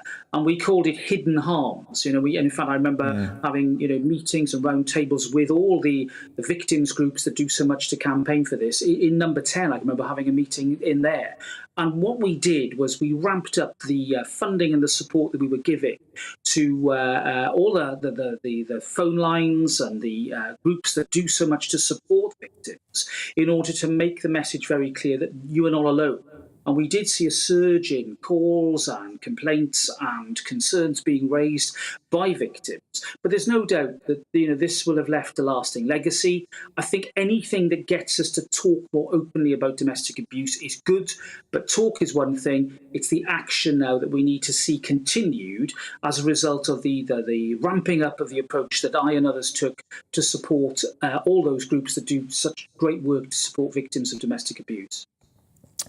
I want to talk to you, Robert, about the tier system as well that was introduced at the end of 2020. And I believe that in hindsight, you think that there were some issues with this tier system, which seemed to punish particular geographical areas, didn't it? If you look at places like Bolton and Manchester, they remained locked down for so much longer than other parts of the country. That's right, Dan. I mean, I think there was a genuine attempt to try and avoid a national blanket approach to lockdown. I think all of us agree that lockdown is a very blunt instrument, let's face it. It's indiscriminate. It involves millions of people. And there was a genuine attempt, and I think, quite a well-evidenced and researched attempt to try and regionalise the approach to deal with different incidences in different parts of the country. Now, that was entirely understandable. I think what it led to, sadly, was perhaps a lack of clarity and sometimes, frankly, downright confusion. If you were having to travel due to your essential work between different tiers, it all became extremely complicated, and very tough decisions were having to be made by workers and others who are having to do this, or people with family in different parts of the country. And I think that by the time we got to remember that November lockdown, when we went back into full lockdown, I think the position had become very complex indeed. And that's why I think the approach that we took in very late 2020, early 21, to have a winter plan, with key stages for us to come progressively out of lockdown, offered a much clearer perspective, not just for families and individuals, but for business as well, in order for them to help plan what their futures were going to look like. And I think that met with a very warm support from the public. And of course, it was coupled then with the fast developing vaccination programme. So we moved out of that difficult period of tiers into a much more sustained approach, which I think yielded great results in 2021. Fascinating insight. Thank you so much for giving evidence in our lockdown inquiry. That was the former Justice Secretary and Lord Chancellor Sir Robert Buckland. But coming up, is it time for Boris to show mercy as well as steel by opening the doors to the thousands of Ukrainian refugees? Well, top columnist and firebrand Rod Liddle is uncancelled as he calls on Britain to show more compassion to those fleeing the horrors of war. But first, would war have been avoided if there were women in charge of Ukraine and Russia, as hysterically suggested by Facebook executive Sheryl Sandberg? Well, my panel debate that and more as the media buzz continues straight after the break.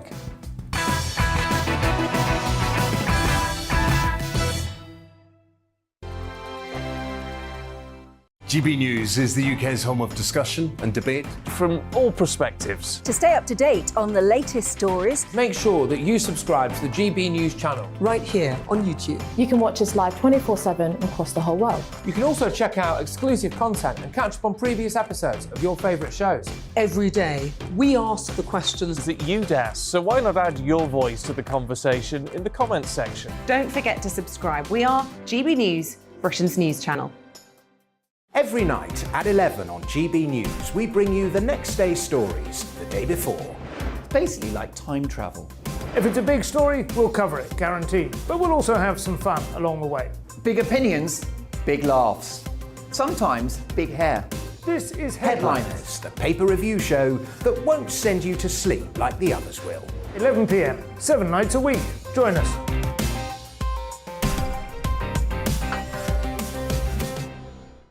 Hello there, I'm Eamon Holmes. And I'm Isabel Webster. And we hope you can join us for Breakfast with Eamon and Isabel. You make me laugh out loud, belly laugh. Is that important first thing in the morning? Yeah, absolutely. And there's me trying to be deadly serious. News is a serious business. Yeah, I have to rein you in sometimes. Well, it doesn't stop us laughing at it. It doesn't stop us having an opinion on what's going on. Yeah. And it certainly will not stop us reflecting what you think. Weekdays from 6 to 9:30 on GB News.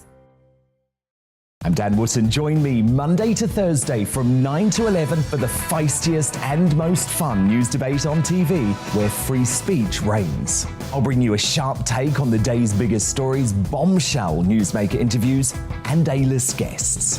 And I guarantee you, no spin, no bias, no censorship, and no reason to go to bed. That's Dan Wootton tonight, Monday to Thursdays from 9 on GB News.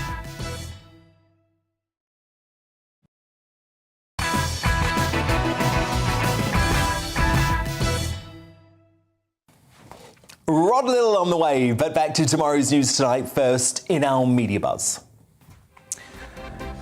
Lots of front pages have been delivered. Obviously, one story dominates. The Daily Telegraph reports that there is serious concern in the West that Russia could be plotting a chemical attack after Moscow today ramped up claims that Kiev is planning to deploy chemical weapons in battle.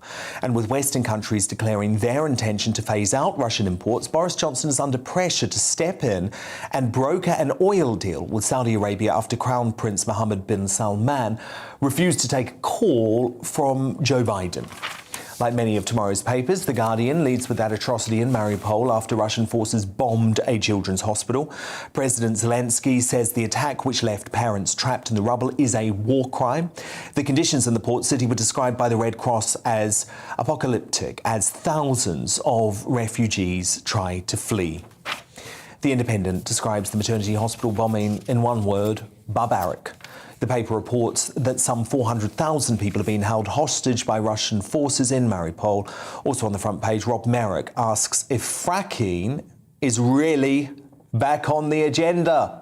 Hell yes it is, Rob. We need energy independence ASAP. You clearly weren't listening to me earlier.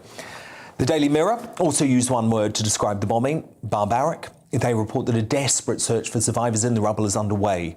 They also lead with the growing threat of Russia using nukes in the conflict. Depraved is the Daily Mail's headline. This was Boris Johnson's description of today's bombing, as he vowed to hold Putin to account for his crimes. The headline in the Daily Express reads, "The ultimate in depravity," as President Zelensky warned we will lose millions of people if Putin's invasion continues much longer.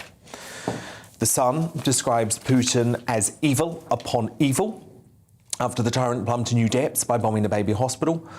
Also pictured Kate making a rare political statement today as she wore a blue outfit in tribute to Ukraine during a visit with William to Ukrainian Cultural Centre in London. And the Daily Star leads with the disturbing reports that Putin has cut the power to the Chernobyl nuclear reactor, meaning it could be 48 hours from a doomsday leak, as they describe it. Do you really think that's wise, sir? They ask the president. My superstar panel back with me now: Daily Mail columnist and broadcaster Amanda Patel, the publican and campaigner Adam Brooks, and the political editor for the Sunday Mirror, Nigel Nelson. Now, the very woke Sheryl Sandberg is chief operating officer of Mark Zuckerberg's oddball tech company Meta. They run Facebook and Instagram. And in a special interview yesterday for the totally unnecessary and tokenistic International Women's Day, she made the outlandish claim that Russia and Ukraine wouldn't be at war if they were led by women. You know, I really believe that a world where women were running half our countries and companies and men were running half our homes would be a safer and much more prosperous world. So if Russia was run by a woman, we'd be safer? I think so. I think so. Yeah. Others did, I believe, too. Sandberg also praised female-led countries like New Zealand for their response to the coronavirus pandemic. So clearly she's been spending way too much time in the metaverse and away from reality. But is she right to say that war could have been avoided if Putin was simply female, Nigel Nelson? Well, I was in two minds about this. My first reaction to it was that There's been a lot of warlike women around, from Boadicea to Queen Elizabeth I to Margaret Thatcher. Then I began to think about it, and they actually were involved in defensive-type wars. So I hunted out the chair of the Women and Equalities Select Committee to talk to her about it, and we were debating the whole thing. There is a point there where women are better at problem solving. They are less combative, and they're more pragmatic, I think, than men. Now, Putin's problem is that he's got all men around him. There are no women at all within his inner circle. It would be interesting to see if he'd had advice from women whether things would have been different. My guess is that it's the character of the person rather than their gender which really matters in this case. Putin wants his empire back. This is actually empire building.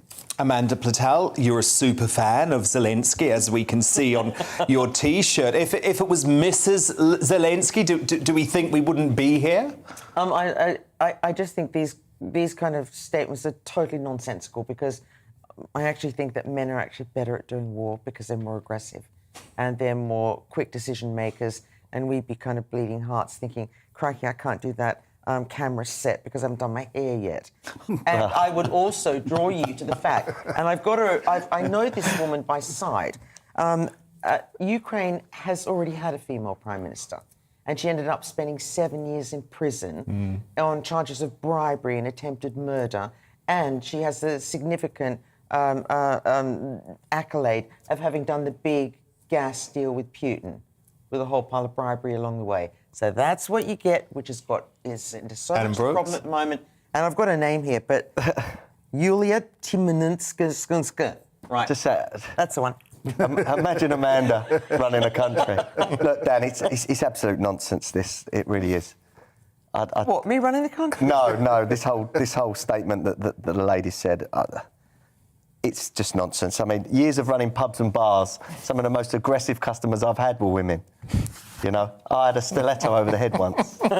So, look, it's just Were nonsense. they sober women? What? Were they sober women? No, they wasn't. But look, we've seen female mafia bosses, we've seen female cartel bosses. But they're rare. People's gender doesn't. It's no significance. And I just hate. I mean, I hate the whole day. Actually, International Women's Day. We don't need it. It's patronising. It's ridiculous. I don't sign up to the media hysteria around an event like it. And I think we should just stop judging people by what gender they are, which is surely what all the woke people want. The same problems would be there. We actually don't need a day to be who we are in the workplace, in warfare, in anything. That it's patronising. Of those brilliant 5 Ukraine women armed, like, armed to the nines, out there fighting. Exactly. But we don't need... No, it's patronising rubbish. But look, I want to stick with events from International Women's Day, because J.K. Rowling got into one heck of a ding-dong with Labour's Shadow Secretary of State for Women and Equalities, Annalise Dodds. So first, check this out. Dodds appeared on Women's Hour and gave this pathetic non-answer when she was asked for the Labour Party's definition of the word woman. Well, I have to say that there are different definitions legally around what a woman actually is. I mean, you look at the definition within the Equality Act, and I think it just says someone who is adult and female, I think, but then doesn't say how you define either of those things.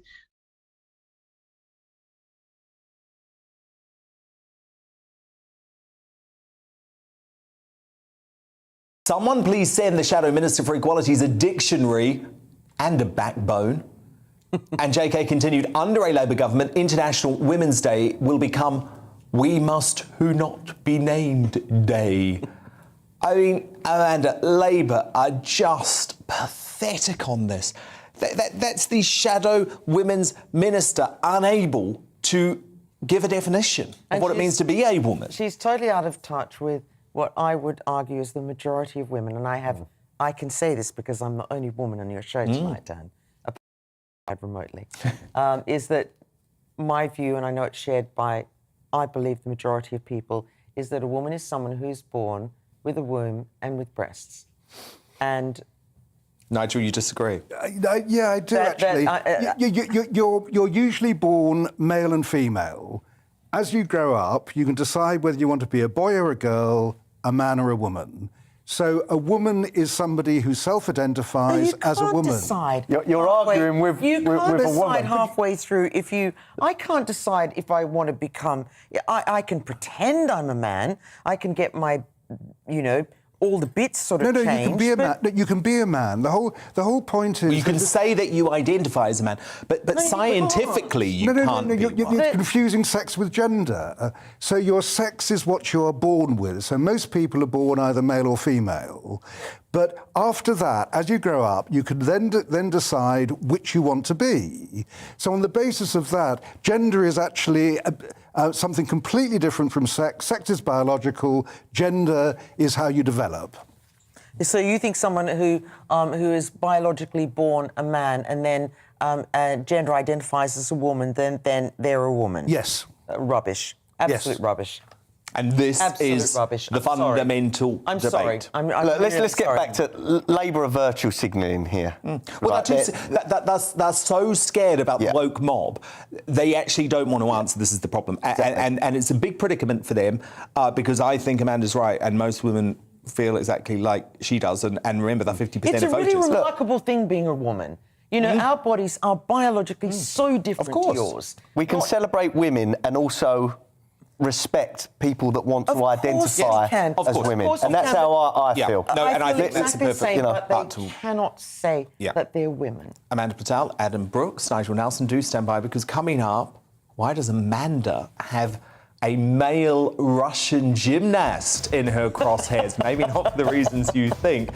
Find out in the crowning moment of the show as I reveal today's greatest Britain and Union jackass. But first, should Boris be doing more to help Ukrainian refugees? Top columnist Rod Liddle makes the case for more British compassion in Uncancelled next. First, though, quick look at what's coming up in tomorrow's show. Coming up on Dan Wootton tonight, as Ukrainians continue their brave resistance, we'll once again cross live to insiders on the ground. The country's Deputy Digital Minister, Alex Bornyakov, gives me fascinating insight into the groundbreaking digital warfare he's leading against Russian forces. Plus, the Georgian war veteran Mamukha Mamulashvili, who's preparing for his 5th battle against the Russians, joins me to deliver a deadly warning to Putin. Elsewhere, how did it feel to be one of the few still on planet normal during the pandemic? Well, GBNews star Liam Halligan and his podcast co-host Alison Pearson have faced vicious backlash for delivering a regular dose of COVID common sense.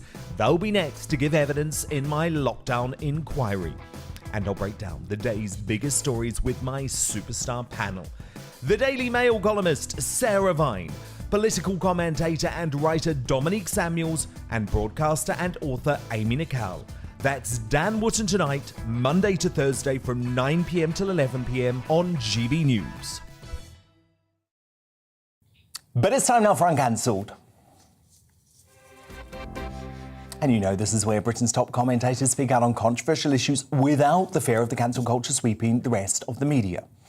Partygate was a dark time for Boris Johnson, with his premiership hanging by a thread, if you believed the media hysterics. But as the appalling war in Ukraine rages on and the PM rises to the occasion, has he managed to save himself? Well, Rod Liddle, who I must say was one of the PM's spikiest critics over the past few weeks, thinks the war is revealing the best side of Boris, the one people voted for and the one who gets the big stuff right. Supplying weapons to Ukraine, training troops and hitting Putin hard with sanctions, the PM's handling of the crisis has been admirable. But according to Rod, he must now show mercy as well as steal and open Britain's doors to the Ukrainian refugees. And Rod Liddle joins me now. Rod, so first up, I mean, you've done a 180 on Boris. You think he's the right man for this moment? Yes, probably, or better than the others. But can I just say to Nigel Nelson, because this is an important thing to me. I was born as a man, as a boy, rather presumptuously. That's how I was described on my birth certificate. But later, I decided that I was a Cocker Spaniel. And I have over the years tried to nail on ears, and that is what I think I am. I am a Cocker Spaniel, and Nigel is absolutely right that if I think I'm a Cocker Spaniel, then I am one. So thank you for sticking up, Nigel, for me and people like me. Nigel? Boris. I think I'm not one of the people who thought that... Cocker Spaniel, if you chooses to be. He's happy with you to be a Cocker Spaniel. But yes, to Boris. I'm not one of the people who thought that Partygate was pointless or trivial. I think it told us something about the incompetence of the government and also the arrogance of the government. But I do think, and this has been said time and time again, that whilst Boris is incompetent and a bit of a buffoon, he does tend to get the big things right, and I think he's performed with a relatively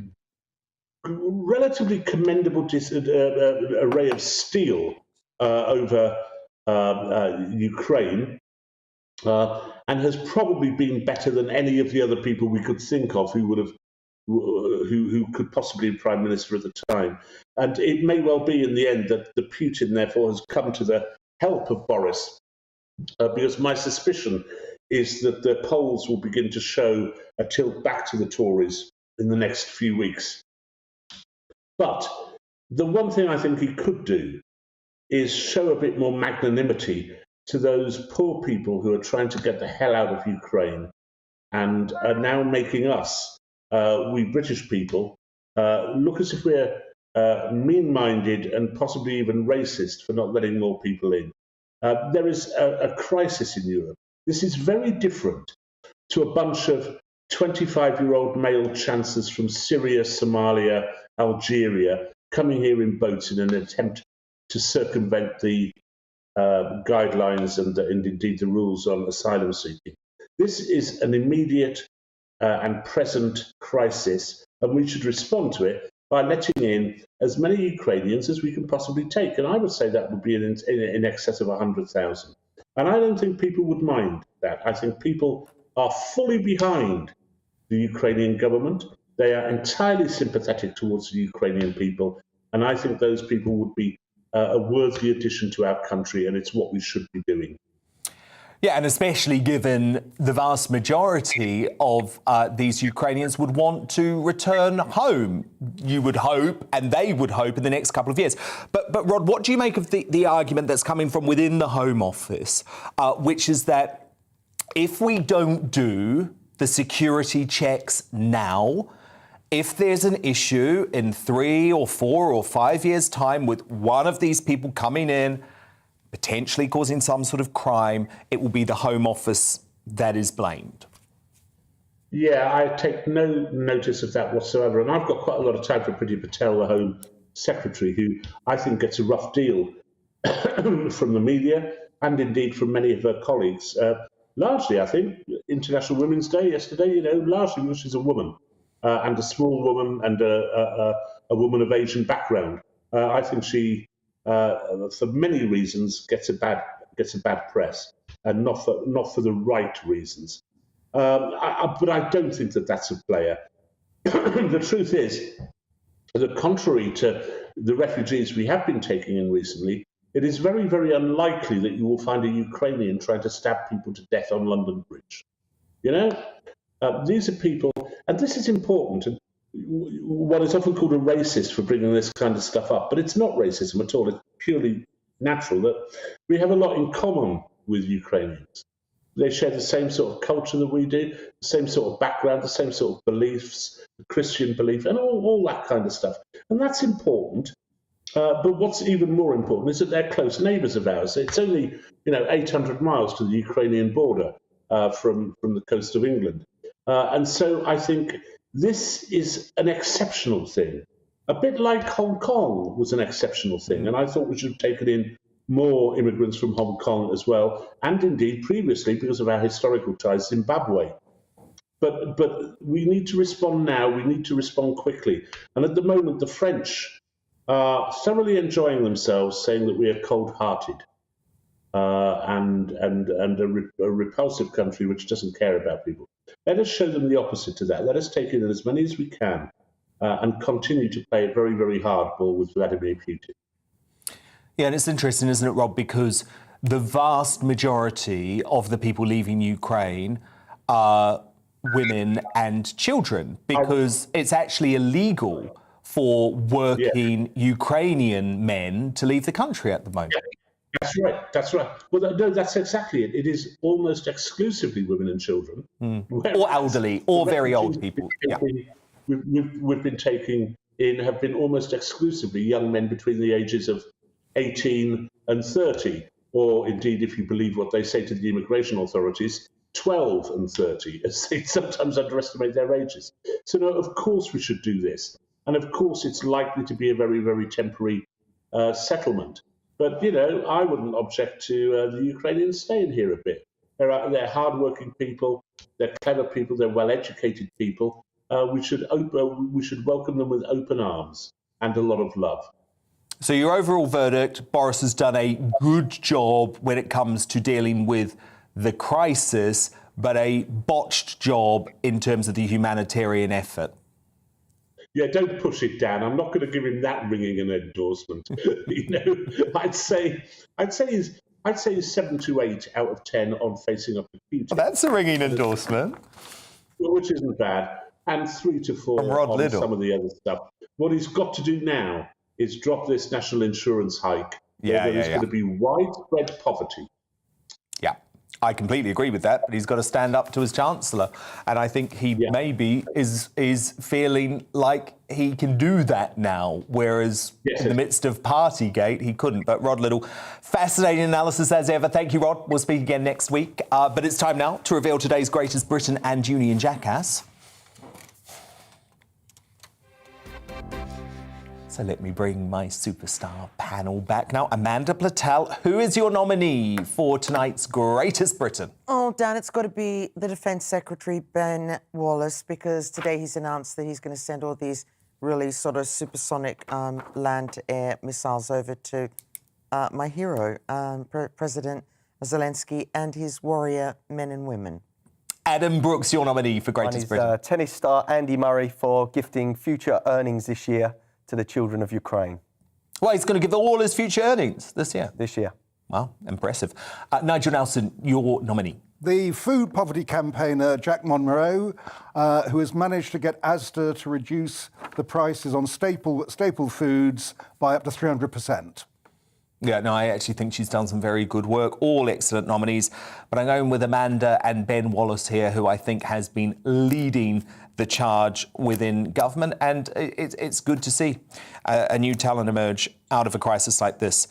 Union Jackass time now. Amanda Patel, your nomination. OK, he's not really British, but it is the horrible Russian gymnast who got a bronze in... Oh, yes, what a little twerp! No. And he had on his T-shirt, he had the Z sign, which is the Russian swastika. Yes, that's it. Victory. But what's so embarrassing about this? Look, that bloke's from Ukraine, though, and he beat him. The guy who got gold, I hope this is a metaphor for the future. The guy who got gold was Ukraine, and he did not even look down at that Russian with his Nazi swastika thingy. No, I'm with you there. Adam Brooks, your nominee. My jackass is the bully John Burko. Little narcissist. And Nigel Nelson, your nominee. Mine is Priti Patel for making such a mess of the humanitarian effort to get Ukrainian refugees over here. She could have done it if she didn't try and stick to her own immigration rules. Well, look, I've got to go with John Burko. Nigel, you weren't one of these Ramonas praising the Speaker, were you?